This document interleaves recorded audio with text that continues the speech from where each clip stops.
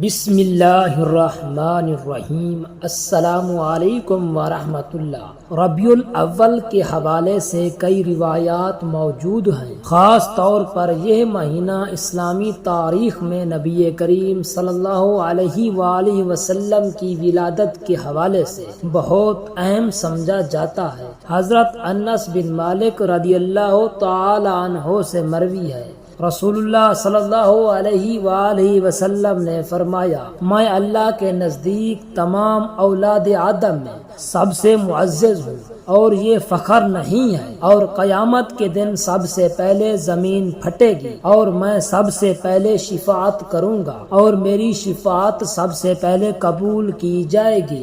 یہ روایت نبی کریم صلی اللہ علیہ وآلہ وسلم کی فضیلت اور عظمت کو بیان کرتی ہے، اور یہ بھی اشارہ کرتی ہے کہ آپ صلی اللہ علیہ وآلہ وسلم کی پیدائش کا دن مسلمانوں کے لیے بہت اہمیت رکھتا ہے۔ پیارے اسلامی بھائیوں، ان ایام میں نفل روزے رکھنے کا اہتمام کیجیے۔ یاد رکھیے، سانسوں کا کوئی بھروسہ نہیں، نہ جانے کب یہ سانسیں رک جائیں اور اس کے ساتھ ہی ہمارے اعمال کا سلسلہ موقوف ہو جائے۔ ہمیں نیکیوں کا کوئی موقع ہاتھ سے نہیں جانے دینا چاہیے۔ اللہ پاک کے فضل و کرم سے زندگی میں ایک بار پھر ربیع الاول کا مبارک مہینہ ہمیں دیکھنا نصیب ہوا۔ اس کے ایک ایک دن کی قدر کرتے ہوئے خوب نیک اعمال کریں، رب کریم کی رضا و خوشنودی حاصل کرنے، رحمت الہی کے مستحق بننے،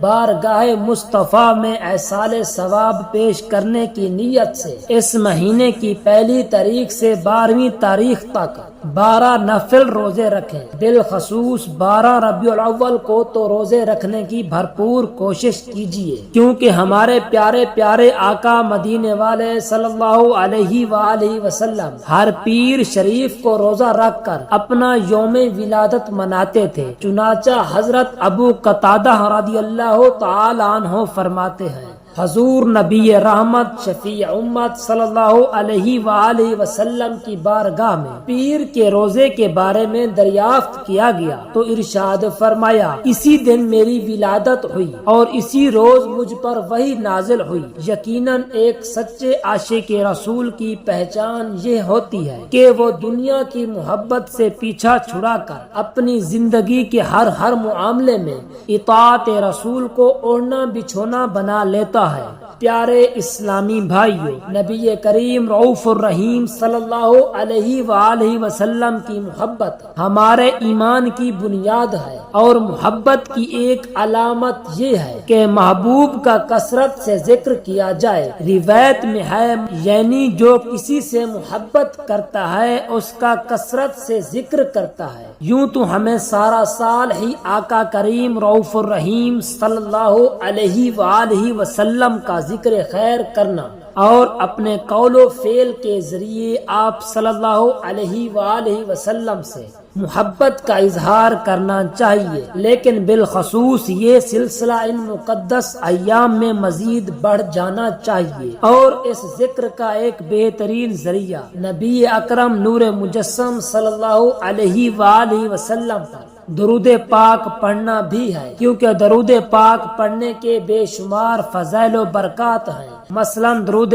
پاک کی برکت سے دلوں کی صفائی ہوتی ہے، درود پاک کی برکت سے رزق میں برکت ہوتی ہے، درود پاک کی برکت سے پل صراط پر آسانی نصیب ہوگی، درود پاک کی برکت سے آقا کریم رؤوف الرحیم صلی اللہ علیہ وآلہ وسلم کی شفاعت نصیب ہوگی۔ لہٰذا ہمیں چاہیے کہ اس بابرکت مہینے میں درود پاک کی کثرت کریں۔ آئیے مل کر دعا کرتے ہیں، اللہ تعالی ہمیں اپنے پیارے حبیب صلی اللہ علیہ وآلہ وسلم پر درود و صلوات پڑھنے کی توفیق عطا فرمائے۔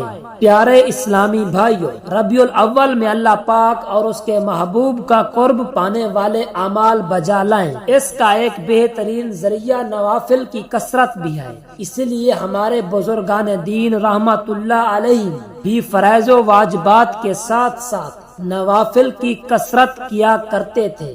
آئیے ربیع الاول اور بالخصوص 12ویں شریف کے چند نوافل کے بارے میں سنتے ہیں۔ نمبر 1، ربیع الاول کی پہلی رات نماز مغرب کے بعد 2 رکعت نفل اس طرح پڑھیے کہ ہر رکعت میں سورۃ فاتحہ کے بعد 3 بار سورۃ اخلاص کی تلاوت کیجیے اور سلام کے بعد 100 مرتبہ یہ درود پاک پڑھیے: اللہم صلی علی محمد وعلی آل محمد وبارک وسلم برحمتک یا ارحم الراحمین۔